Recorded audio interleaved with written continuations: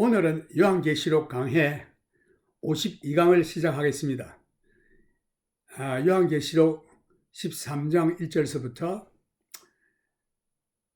내가 보니 바다에서 한 짐승이 나오는데 뿔이 10이요 머리가 7이라. 그 뿔에는 10면류관이 있고 그 머리들에는 참남한 이름들이 있더라. 내가 보니 바다에서 한 짐승이 나오는데 바다에서 나오는 한 짐승은 다름 아닌 사탄입니다. 요한은 야생 짐승이 바다에서 나오는 것을 보았습니다.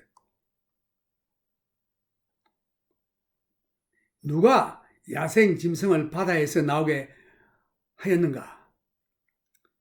바다에서 짐승을 끌어 나오게 한 자는 바로 사탄인 것입니다. 성경에서 바다란 세상 사람들의 나라들을 의미하는 것입니다. 항상 물결이 요동치는 화평이 없는 세상을 의미합니다. 세상 사람들이 안정을 찾지 못하는 이 세상 나라, 세상 사람들을 의미하는 것입니다. 10뿔이 있고 머리는 7이라 하였다 라고 하는 말씀, 그 10뿔에는 10면류관이 있었더라. 그 머리에는 참남한 이름들이 있다고 했습니다. 내가 이러한 짐승을 야밤중에 만난다면 얼마나 무서울까요? 이 용인 사탄이 바다 모래 위에 서 있고 그가 이 무서운 짐승을 바다에서 끌어내어 그를 좌지우지하고 있는 것을 볼 수 있습니다. 이 무서운 짐승이 사탄의 대작품인 것입니다. 이 첫 번째 짐승은 다시 나타난 옛 로마 제국의 우두머리인 것입니다. 옛 로마 제국은 모두 갈라져서 흩어져 있었지만 이 짐승이 다시금 뭉치게 할 것입니다. 하나님께서 이때에 이 세상의 일에 손을 떼시고 사탄에게 인임한 것 같이 보입니다. 이것은 하나님의 공의로 보입니다. 만일 하나님께서 사탄에게 이러한 기회를 주시지 않았다면 사탄은 불못에서 영원히 하나님께 불평하고 있을 것입니다. 하나님께서 나에게 기회를 주시지 않았다. 나에게 기회를 주셔서 한번 내버려 두셨다면 내가 내 뜻을 이루고 두 번째 왕국을 건설했을 것인데 라고 원망하고 있을 것입니다. 그러나 하나님께서 사탄에게 그러한 기회를 주셨기 때문에 그러한 불평은 할 수가 없게 되었습니다. 이제 다니엘의 예언서를 이해하는 것이 요한계시록을 이해하는 데 있어서 아주 중요합니다. 이 바다에서 나온 짐승은 다니엘서 7장에서 나오는 넷째 번 짐승에 해당하는 짐승으로 묘사한 것 같습니다. 다니엘서 7장에 보면 옛 로마 제국의 부활에 대한 예언적인 역사를 말씀하고 있으며 작은 뿔의 출현과 그의 멸망까지 예언하고 있음을 볼 수 있습니다. 다니엘 7장에서 네 번째에 나타난 짐승이 한동안 세력을 잡고 우세한 것 같이 보입니다. 그때에 10뿔을 가진 7머리에서 작은 뿔이 나타난다고 했습니다. 이 작은 뿔이 세력을 얻어 10뿔 중에서 3뿔을 장악하여 규합하고 나중에 나머지 다른 7뿔도 모두 장악하게 되는 것입니다. 요한이 이 계시록을 기록할 때에 다니엘의 예언한 것이 많이 성취되고 있음을 볼 수 있습니다. 다니엘이 다니엘서 7장에서 이 세 짐승을 예언하였는데 그 중에서 첫 번째 짐승은 사자로 표현된 바벨론, 둘째는 곰으로 표현된 메데파사, 셋째는 표범으로 묘사된 헬라 마케도니아, 이 예언은 모두 성취되었습니다. 다니엘이 자기 시대에 말한 것은 모두 예언이었지만 요한의 시대에서는 이 다니엘의 예언이 모두 성취된 것입니다. 그래서 요한은 넷째 번에 나타난 짐승과 그리고 작은 뿔에 대해서 중점을 두고 예언하고 있는 것입니다. 왜냐하면 넷째 짐승은 회복된 옛 로마 제국이 다시 나타났기 때문입니다. 로마 제국 시대에 살고 있었던 요한은 로마 황제 도메시안 왕의 핍박을 받아 도메시안 황제에 의해서 밤모섬에 귀양 살이를 하고 있었던 것입니다. 이때에 예수님께로부터 계시록의 예언서를 받았던 것입니다. 요한의 시대에 벌써 로마 제국이 썩어지기 시작하여 점점 쇠퇴해지고 눈에 띄게 부패하기 시작한 것입니다. 요한은 다니엘이 예언한 예언이 미래에 성취될 것을 보고 있으며 요한이 계시록 13장에서 예언한 바다에서 나온 짐승과 다니엘 7장에서 예언한 작은 뿔은 같은 자로 지목하고 있으며 곧 적그리스도인 것입니다. 여기서 다니엘 7장에서 예언한 작은 뿔을 이해하는 것이 요한이 예언한 계시록 13장에서 바다에서 나온 짐승과 동일한 인물임을 이해하게 될 것입니다. 바다에서 나온 짐승은 죄악의 사람, Man of Sin, 그리고 적그리스도입니다. 이 사람이 이 세상의 마지막 독재자가 될 것입니다. 계시록 13장의 마지막 부분에서 지혜가 여기 있으니 총명 있는 자는 그 짐승의 수를 세어보라. 그 수는 사람의 수니 666이니라. 이제 이 세상의 마지막 때에 나타날 독재자에 대해서 다루게 됩니다. 이제 2절 말씀. 내가 본 짐승은 표범과 비슷하고 그 발은 곰의 발 같고 그 입은 사자의 입 같은데 용이 자기의 능력과 보좌와 큰 권세를 그에게 주었더라. 이제 이 요한이 본 짐승을, 바다에서 나온 짐승을 묘사하고 있습니다. 이 짐승의 모양은 참으로 괴상하게 생긴 짐승입니다. 이러한 짐승은 이 땅에서나 바다에서나 공중에서나 결코 볼 수 없었던 짐승의 모양입니다. 요한은 이 짐승은 여러 가지 모양을 가진 혼합된 짐승으로 표현하고 있습니다. 이것은 절대적으로 적그리스도의 성격과 기질에 대한 것을 짐승의 특징적인 것으로 표현하는 것이 틀림없습니다. 다니엘 7장에서 다니엘이 그의 환상에서 보았던 왕국을 대표하는 다른 짐승들의 특징을 모두 종합한 것입니다. 그 2절 말씀 첫 부분에서 내가 본 짐승은 표범과 비슷하고 외관상의 모양은 표범과 같았습니다. 다니엘 7장 6절에 보면은 그 후에 내가 또 본 적 다른 짐승 곧 표범과 같은 것이 있는데 그 등에는 새의 날개 넷이 있고 그 짐승에게 또 머리 넷이 있으며 또 권세를 받았으며 그 후에 내가 또 본 적 다른 짐승 곧 표범과 같은 것이 있는데 그 등에는 새의 날개 넷이 있고 그 짐승에게 또 머리 넷이 있으며 또 권세를 받았으며 여기 킹제임스의 번역을 보면은 팬서 그리고 또 레퍼드라는 말을 썼는데 이 둘 다 헬라 말로는 표범이라는 뜻입니다. 같은 말입니다. 이 표범은 헬라 제국을 의미하는 것인데 헬라 문화의 찬란함과 모든 예술과 과학에서 뛰어난 문명을 가지고 있었으며 철학과 건축 기술 및 그리고 헬라 제국은 어떤 나라도 추종할 수 없었던 놀라운 문학과 예술이 발달한 나라였음을 역사가 보여주고 있는 것입니다.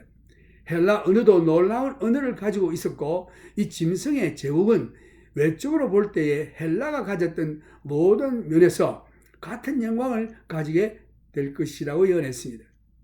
그 다음 둘째, 그 발은 곰의 발 같고 곰의 발은 다니엘서 7장 5절에서 다시 나오는 말씀인데 다른 짐승 곧 둘째는 곰과 같은데 그것이 몸 한편을 더럽고 그 입의 잇사이에는 새 갈빗대가 물렸는데 그에게 말하는 자가 있어 이르기를 일어나서 많은 고기를 먹으라 하였으며 이것은 메데파사 제국을 의미하는 것입니다.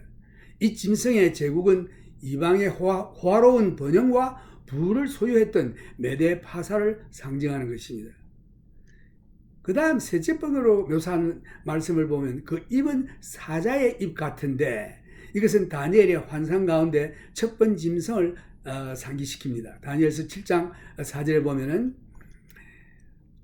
첫째는 사자와 같은데 독수리의 날개가 있더니 내가 볼 사이에 그 날개가 뽑혔고 또 땅에서 들려서 사람처럼 두 발로 서게 함을 입었으며 또 사람의 마음을 받았으며 이것은 바벨론의 독재 왕국을 의미하고 있는 것입니다. 바벨론 왕 느부갓네살 왕이 자기의 금 신상을 세우고 그 신상에 절하지 않는 자는 풀무불에 집어넣어 죽인다는 명령에 다니엘의 친구 히브리 청년 사드락과 메삭과 아벳느고는 끝까지 절하지 않았습니다. 그들의 왕에게 대한 대답을 들어보면 왕이여 하나님께서 우리를 지켜주실 것이고 혹시 지켜주시지 않는다 할지라도 우리는 결코 그 우상에게 절하지 않겠나이다 라고 대답했습니다. 그럴 때 그 바벨론 왕 느부갓네살 왕이 노발대발하여 7배나 더 불을 뜨겁게 하여 풀무불에 집어넣었더니 그 속에 하나님의 아들 같은 분이 함께 그리는 것을 보고 이분은 다름 아닌 예수님으로 생각됩니다. 예수님께서 그들과 함께하여 머리털 하나도 타지 않았습니다. 꿈에 본 우상의 겉머리였던 바벨론 제국의 왕인 느부갓네살의 독재 정치에 그에 대한 토를 달거나 반항할 자가 전혀 없었습니다. 그는 독재자였습니다. 이와 같이 적그리스도는 절대 독재자로서 통치할 것을 여기서 보여주고 있습니다. 그래서 영이 자기의 능력과 보좌와 큰 권세를 그에게 주었더라.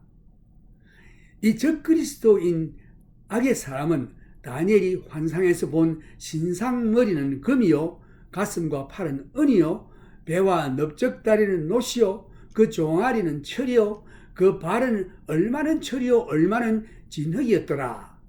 적그리스도가 통치하는 왕국은 마지막 왕국으로 한 부분은 진흙과 다른 한 부분은 철로서 된 우상의 발에 해당하나 느부갓네살의 독재 정치 전제주의의 권위를 가지고 통치할 것입니다. 이 마지막 세계를 통치하는 독재자가 사탄의 지배 아래서 그의 극치에 이르게 됩니다. 그의 힘의 원천은 그를 키운 사탄에게서 나옵니다. 비겁한 독재자의 일을 위해서 사탄의 능력을 힘입어 시행할 것입니다. 성경에서 나타난 적그리스도는 사탄이 육신을 입고 나타난 자가 될 것입니다. 이 성경에서 사탄이 사람 속에 들어간 얘는 12 중에 하나인 가룟이라는 가룟 유다에게 사탄이 들어가니라고 성경은 말하고 있습니다. 누가복음 22장 3절 말씀에 또 예수께서 돌이키시며 베드로에게 이르시되 사탄아 내 뒤로 물러가라. 너는 나를 넘어지게 하는 자로다. 내가 하나님의 일을 생각지 아니하고 도리어 사람의 일을 생각하는도다 하시고 마태복음 16장 23절에 예수님께서 베드로를 향하여 사탄아라고 말했습니다. 내 뒤로 물러가라. 이 실제로 사탄이 베드로에게 들어갔다기보다 사탄이 베드로의 마음속에 그런 육신적인 생각, 사탄의 마음을 넣어준 것 같습니다. 이것은 베드로가 성령을 받기 이전에 일어난 일로서 예수님께서 베드로에게 가라사대 너희는 나를 누구라 하느냐? 시몬 베드로가 대답하여 가로되 주는 그리스도시요 살아계신 하나님의 아들이시니이다. 예수께서 대답하여 가라사대 바요나 시몬아 내가 복이 있도다. 이를 내게 알게 하니는 혈육이 아니요 하늘에 계신 내 아버지시니라. 또 내가 내게 이르노니 너는 베드로라. 내가 이 반석 위에 내 교회를 세우리니 엄부의 권세가 이기지 못하리라. 내가 천국 열쇠를 내게 주리니 내가 땅에서 무엇이든지 매면 하늘에서도 맬 것이요 내가 땅에서 무엇이든지 풀면 하늘에서도 풀리리라 하시고 이렇게 칭찬했습니다. 이때로부터 예수 그리스도께서 자기가 예루살렘에 올라가 장로들과 대제사장들과 서기관들에게 많은 고난을 받고 죽임을 당하고 제3일에 나타나야 할 것을 제자들에게 비로소 가르치시니 베드로가 예수를 붙들고 가나이 가로되 주 예수여 주여 그리 마옵소서 이 일이 결코 주에게 미치지 아니하리이다. 예수께서 돌이키시며 베드로에게 이르시되 사탄아 내 뒤로 물러가라. 너는 나를 넘어지게 하는 자로다. 내가 하나님의 일을 생각지 아니하고 도리어 사람의 일을 생각하는 도다 하시고, 이에 예수께서 제자들에게 이르시되 아무든지 나를 따라오려거든 자기를 부인하고 자기 십자가를 지고 나를 쫓을 것이니라. 누구든지 제 목숨을 구원코자 하면 잃을 것이요 누구든지 나를 위하여 목숨을 잃으면 찾으리라. 사탄이 베드로 속에 들어간 것이 아니고 사탄이 인간적인 생각을 베드로에게 넣어준 것으로 생각됩니다. 그래서 영어로 말하자면 Satan possession, 이것은 가룟 유다와 같이 사탄이 그 속에 들어가 그 사람을 장악하는 것이요. 그 다음에 Satan oppression이라는 말이 있는데 이것은 사람의 마음속에 사탄이 나쁜 생각을 넣어주는 것입니다.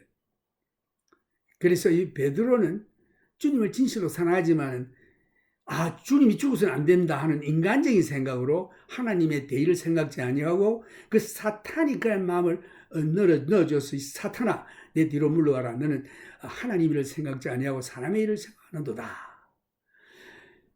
악의 사람, man of sin은 사탄이 육신을 입고 온 자일까요? 그렇습니다. 확실히 사탄이 사람 속에 들어와서 역사하는 것입니다. 바울은 말하기를 악한 자의 임함은 사탄의 역사를 따라 모든 능력과 표적과 거짓 기적과 불의의 모든 속임으로 멸망하는 자들의 임하리니 이는 저희가 진리의 사랑을 받지 아니하여 구원함을 얻지 못함이니라. 데살로니가 후서 2장 9절 10절 말씀, 하나님의 진리의 사랑의 말씀을 저버리면은 그 외에는 사탄의 일밖에 남지 않았습니다. 11절 계속 보면은 이러므로 하나님이 유혹을 저희 가운데 역사하게 하사 거짓 것을 믿게 하시면 진리를 믿지 않고 불의를 좋아하는 모든 자로 심판을 받게 하려 하심이니라.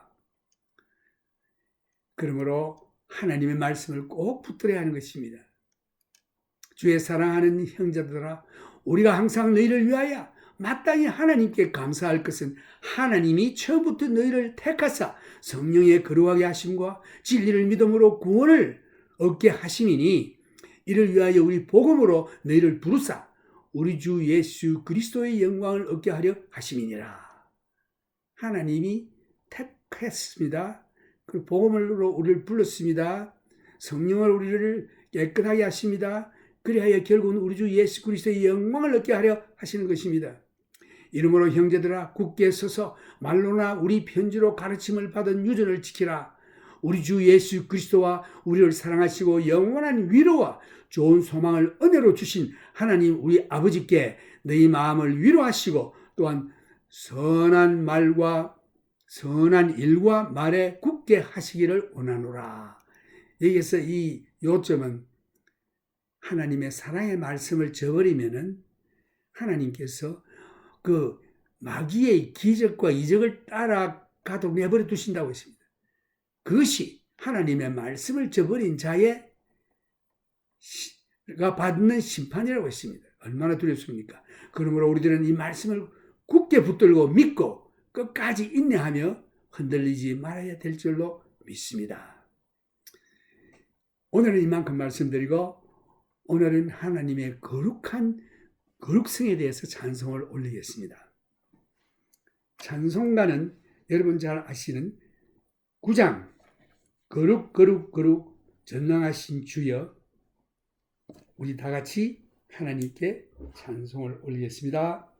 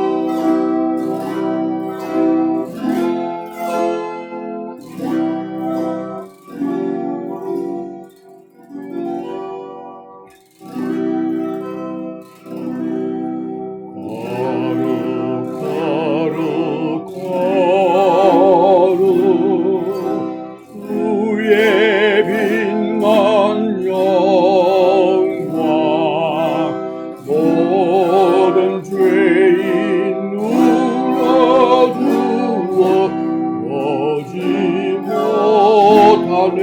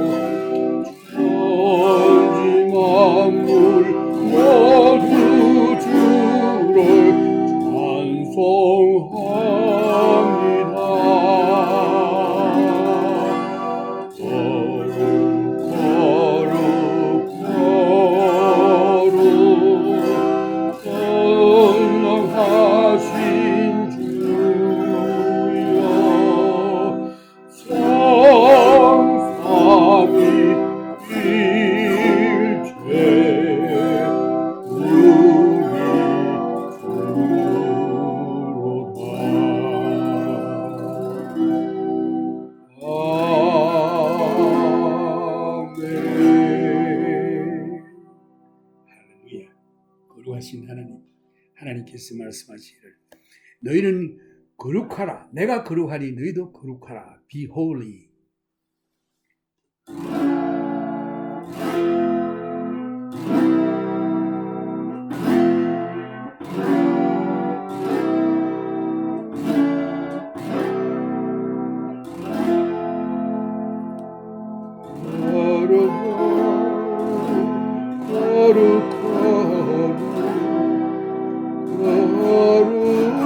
거룩하신 주 하나님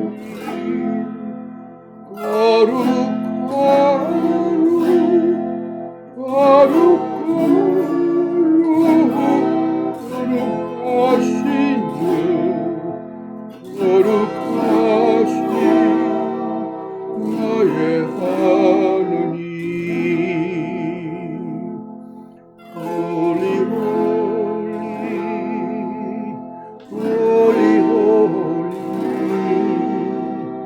holy, holy, Almighty God. Holy, holy, holy, holy, holy, holy, mighty God. 아버지께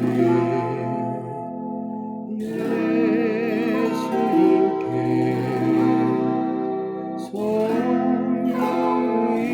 성령님께 찬양 드리세 찬양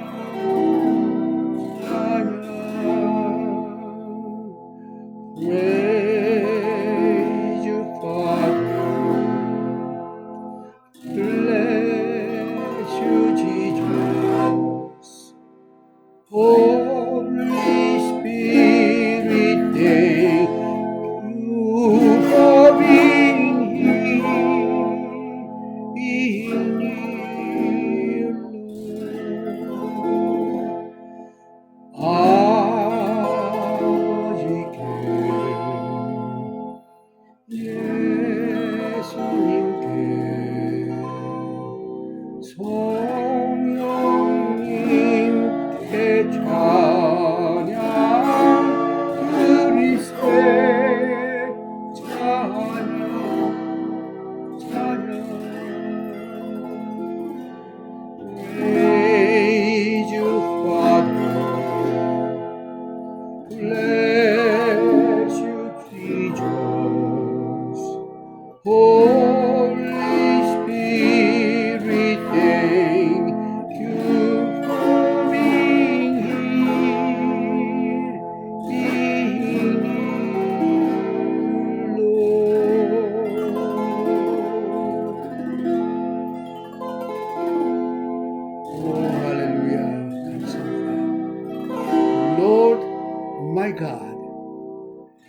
I exalt you, I praise your name, for you have done wonderful things. The counsel of old are faithfulness and truth.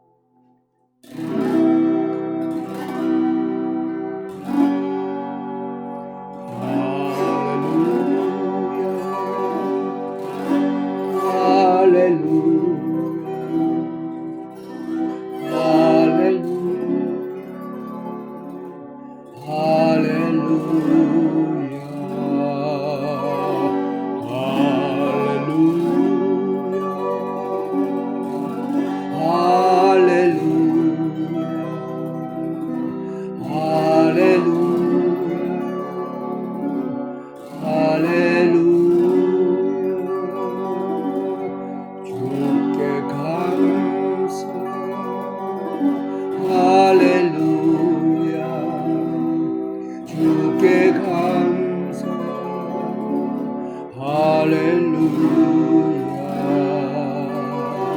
주께 감사 할렐루야 주께 감사 할렐루야 주께 찬양 할렐루야 주께 찬양 할렐루야 주께 찬양 할렐루야 주께 찬양 할렐루야.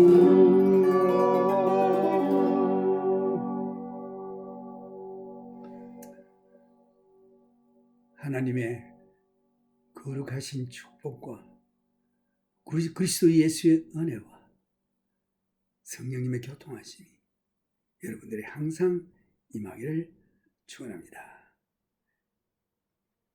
May the grace of the Lord Jesus Christ and the love of God and the communion of the Holy Spirit be with you all. God bless you.